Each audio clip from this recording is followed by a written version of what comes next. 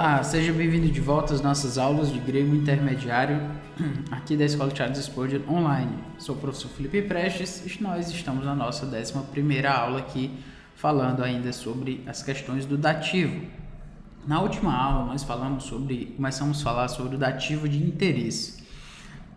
E esse dativo, basicamente, ele tem a ver exatamente como o nome já diz, né, com a questão daquele que é interessado na recepção do objeto direto, em que o verbo transitivo está ali colocando.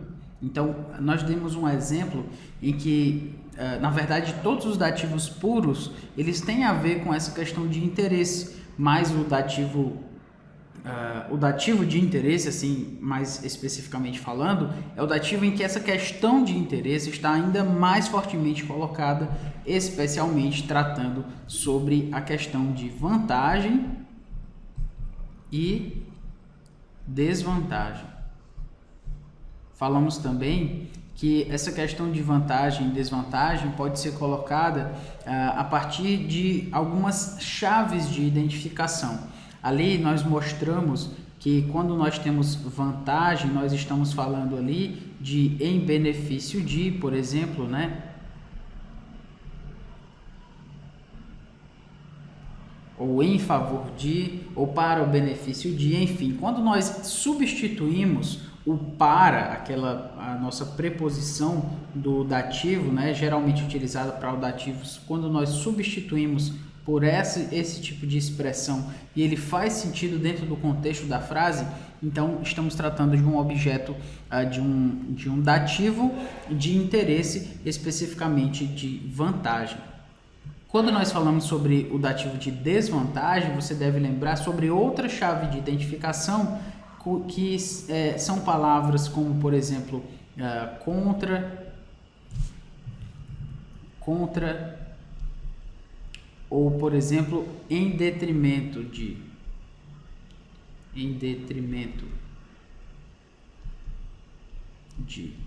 Palavras como essas, expressões como essas, contra, em detrimento de, então, quando nós trocamos esse para por expressões como essas que estou mostrando aqui e elas fazem sentido dentro da frase, então nós estamos tratando de um dativo de desvantagem, um dativo de interesse que especificamente trata de desvantagem.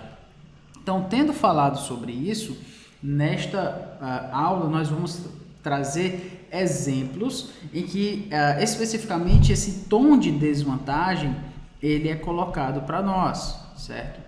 Ele é ali enfatizado dessa forma, como um interesse que tem a ver com desvantagem, certo? Então, por isso a gente tem tratado essas questões e temos esses dispositivos, né? Assim podemos chamar de identificação para saber se estamos tratando de um dativo de interesse, de vantagem ou de desvantagem. Tendo explicado isso, vamos aqui prosseguindo.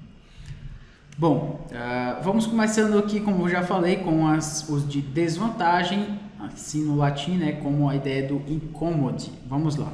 Hoste, uma conjunção, nós já traduzimos essa frase, mas queremos ir um pouquinho mais além aqui nesse seu significado. Então, hoste tem a ver com o assim, né, uma expressão de conclusão, enfim, todo esse aspecto aí. Martirete realtoes. Então, lembre-se do martirete, que é o testificais, testemunhais. O verbo martireo, que tem a ver com testemunhar, com testificar, e ele está aí na segunda pessoa do plural, né? Vocês, vós mesmos, testificais. Então, aqui nós temos o testificais e aqui nós temos o realtoes, que é um pronome reflexivo. O pronome realtoes está exatamente no dativo, que é o nosso ponto aqui.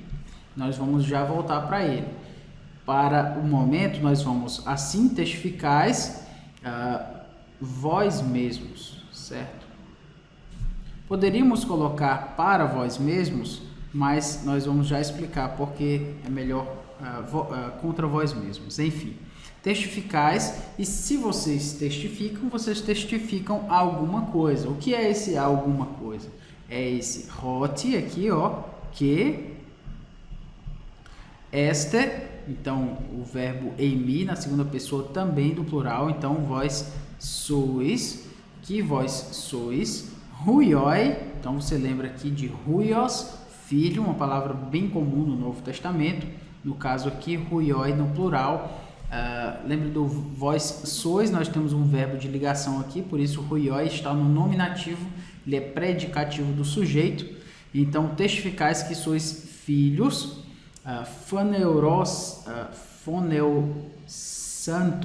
phoneusanton, que é dos que mataram. Aqui nós temos essa expressão aqui no particípio, certo?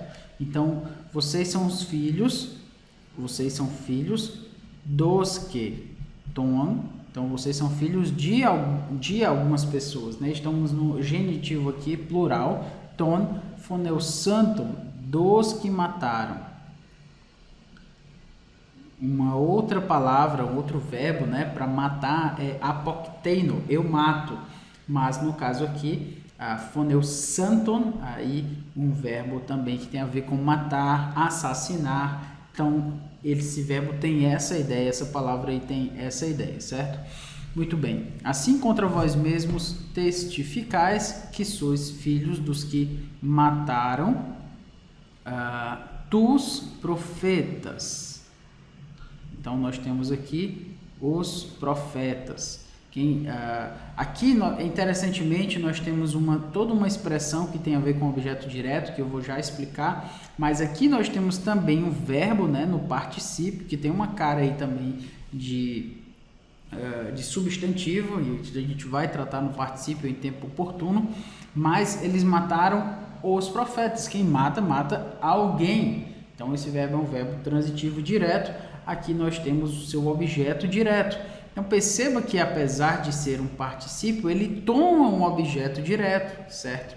Então, essa questão de transitividade, ela vai estar muito mais presente do que você pensa, porque até um verbo aí na forma participial, ele ainda assim requer um objeto direto, e em alguns momentos ele pode até requerer um objeto direto e indireto, nada impede isso dentro do particípio, que o particípio é essa forma verbal que é meio substantivo, meio verbo, enfim.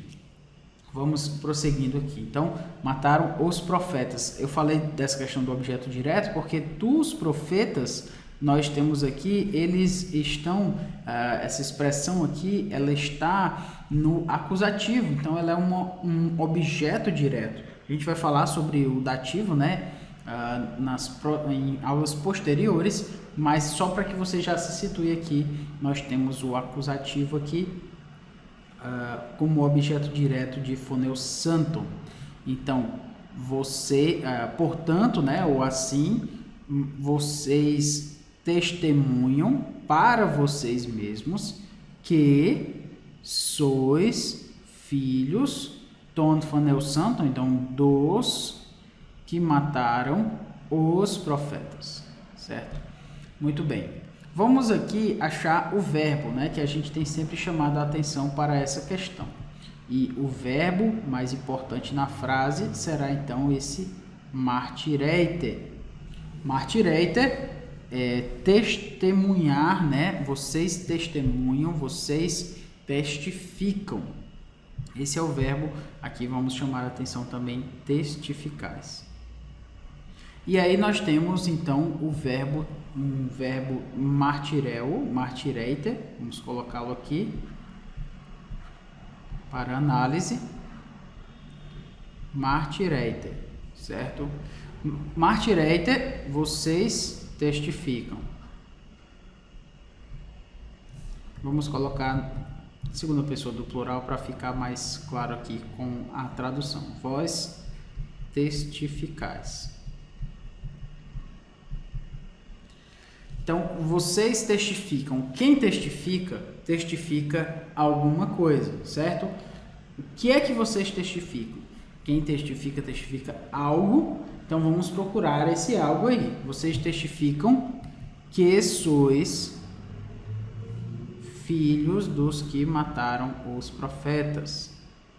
Então, se nós temos um verbo aqui, martireite, ou seja, testificais, nós temos um objeto que ele requer, um objeto direto, certo? Da mesma forma aqui, um objeto direto. Ok. Vocês testificam, o que é que vocês testificam? Vocês testificam que sois, e aí segue, né? Vocês testificam que sois filhos de Deus, tal. Tudo isso aqui, toda essa parte aqui, como já coloquei em uma outra aula, é um objeto direto. Da mesma forma, martireute realtois, que sois filhos dos que mataram os profetas. Hoti huioi este, desculpe aqui, hoti huioi este, ton phoneusanton tus profetas. Tudo isso aí é um objeto direto. Em português, nós chamamos esse tipo de frase de oração subordinada substantiva, né? Porque ela é como se tudo isso aqui fosse um substantivo só. Vocês testificam isso. Inclusive, até uma forma de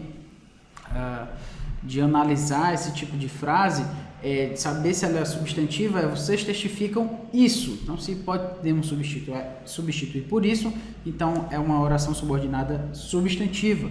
Oração subordinada substantiva, e ela tem uma função de objeto direto. Então, por isso que quando a gente estuda português, né, nós estudamos as orações subordinadas e tem aqueles nomes enormes, né? Oração subordinada, substantiva, objetiva, direta. Por que esse nome enorme aí, né? Justamente para a gente entender que todo esse ponto aqui, ele é um objeto direto, é uma oração subordinada, certo? Temos um que aqui, subordinado ao testificais, e ela tem função de objeto direto, uma função de substantivo. Tudo isso aqui está substituindo, na verdade, um substantivo só. Vocês testificam isso, ok? Então, da mesma forma que no grego, martireite, nós temos aqui o que é esse objeto direto, é o hoti huioi e por aí vai. Então, hoti huioi, etc. Só para você entender bem, né? Nós temos aqui os objetos diretos.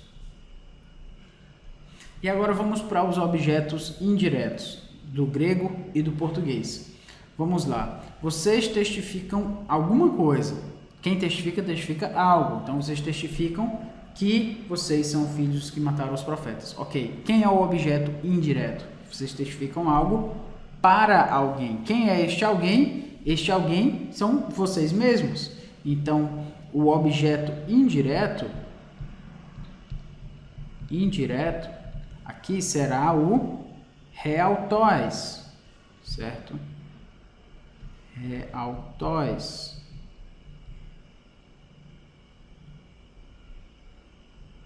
Da mesma forma, o objeto direto do português será vós mesmos. E eu vou colocar aqui a expressão contra aqui para você entender todo o objeto direto, porque ele envolve também essa palavra, contra vós mesmos. Ok? Muito bem. Vocês testificam para vocês mesmos, vocês testificam em relação a vocês mesmos, ou seja, vocês mesmos é que estão interessados nessa testificação, nesse testemunho que vocês estão colocando aí, certo? Então, por isso nós temos um objeto direto e um objeto indireto. Mas o ponto aqui é justamente entender essa vantagem, ou no caso aqui, desvantagem. Vocês testificam e essa testificação que vocês fazem, ela é em detrimento de vocês. Ela é em desvantagem de vocês, ela é contra vocês. Olha, então se nós temos esse testemunho, e como falamos em outro momento, mas vale a pena lembrar, testemunhar é algo que nós fazemos em favor ou contra. É uma palavra, né? A palavra martirel, o verbo martirel, o verbo testemunhar, ele tem esse efeito, esse significado, essa conotação forense, ou seja, ele tem a ver com a questão jurídica, a questão de tribunal. Por isso estamos falando de acusação e defesa, de uma certa forma, em que se testemunha em favor de alguém ou de alguma causa, ou contra alguém ou contra alguma causa. Neste caso, esse martireiter, que vocês são filhos dos que mataram os profetas, é algo que vai contra aquele que recebe, é algo que vai em detrimento em malefício daquela pessoa que está recebendo esse testemunho, no caso, as próprias pessoas que estão testemunhando. Então, vocês testificam contra vocês mesmos, em detrimento de vocês mesmos, em malefício, vamos dizer assim, de vocês mesmos. Por tudo isso, nós entendemos, então, que nós estamos tratando de um objeto, aliás, de um dativo de interesse, que inclui a questão de desvantagem, de detrimento, certo?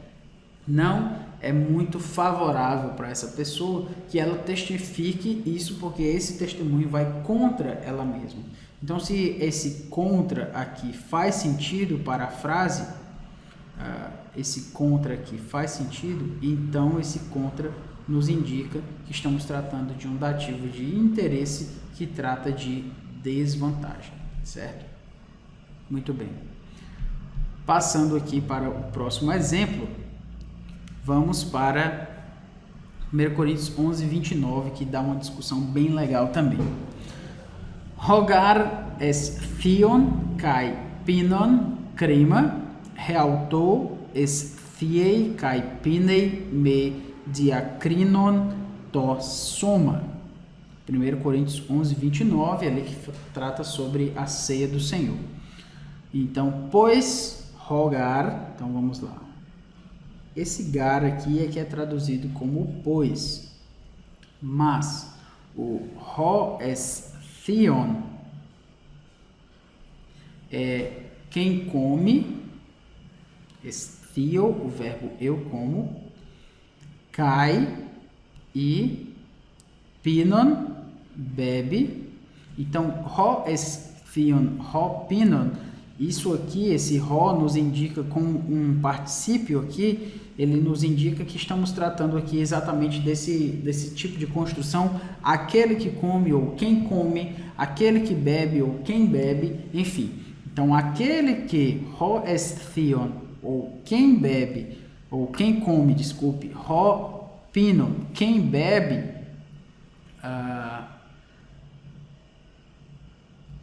e deixa eu tentar explicar aqui, porque essa construção aqui ela é um pouquinho complexa. Então, eu vou mostrar para você que na verdade, nós estamos aqui tratando sobre uma construção que está em uma ordem um pouco reversa, certo? Como assim? Porque quem come e bebe juízo, e aqui nós temos a tradução sem discernir o corpo, mas no grego esse me diacrinon to soma, que é sem discernir o corpo, ele vem no final da frase. Então vamos lá para o final da frase, certo? Me diacrinon, que é sem ou não discernindo, ou sem discernir, literalmente não discernindo, se você quiser traduzir o particípio como um gerúndio. Então, me diacrinon to soma, sem discernir o corpo, to soma. Já falamos várias vezes do soma, né? Uma palavra que tem a ver com somatizar, com a palavra com a ideia de corpo. E aí nós temos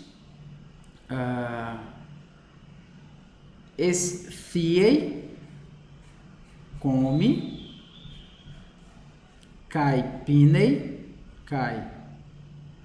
ou seja, e bebe, crima, que é juízo,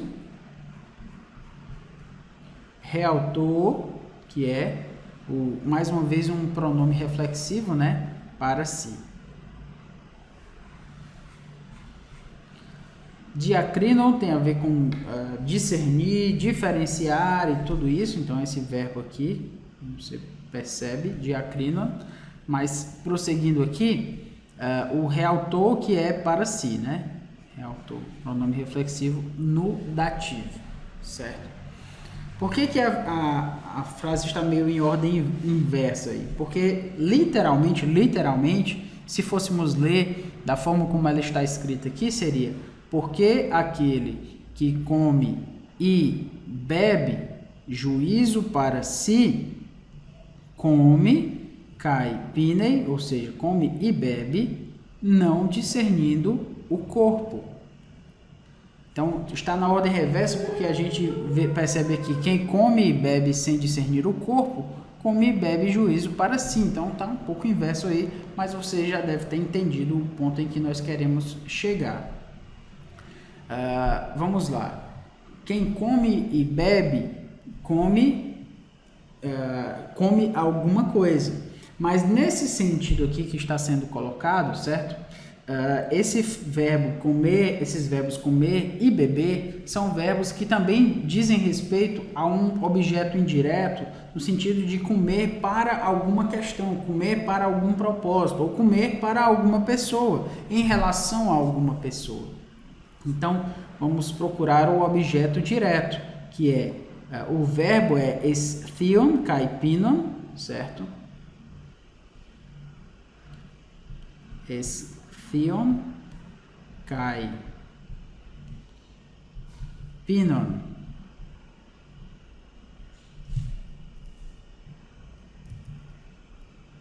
Estheon kai pinon, que é justamente come e bebe, certo? Estheon kai pinon, come e bebe. Nós estamos procurando o objeto direto. O objeto direto será, então, crima, ou seja, juízo, certo? Crima, que é juízo. E no caso aqui, o objeto direto em português será juízo, certo? Crima, juízo. Objeto direto. E o objeto indireto? Quem come, come algo, ou no caso aí, para alguma pessoa, certo? Nem toda vez essa é a tradução. Essa é a transitividade do verbo comer. Na verdade, o verbo comer seria um verbo normalmente somente transitivo em como come algo. Mas, dependendo do contexto, ele pode receber uma bitransitividade, sendo que você come algo em benefício de alguém ou contra alguém, né? Então, nesse sentido, ele será bitransitivo. Esse objeto indireto aqui será o para si, ou para si mesmo. No caso aqui, realtou, desculpe.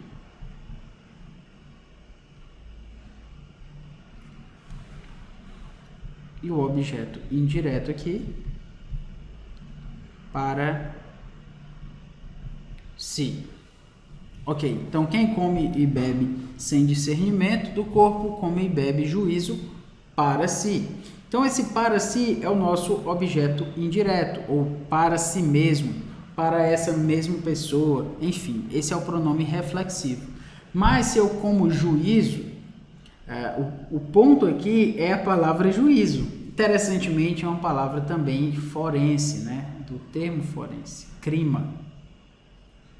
Ela tem uma conotação forense também, que tem a ver com tribunal.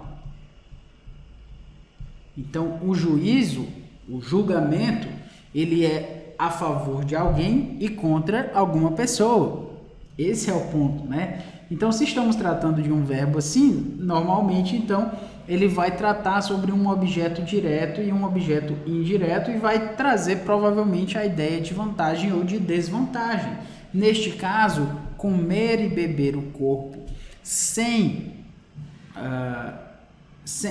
comer e beber sem discernir o corpo, ou seja, sem entender, sem diferenciar, sem esclarecer aquilo que você está fazendo, sem julgar de uma forma clara, avaliar aquilo que você está fazendo.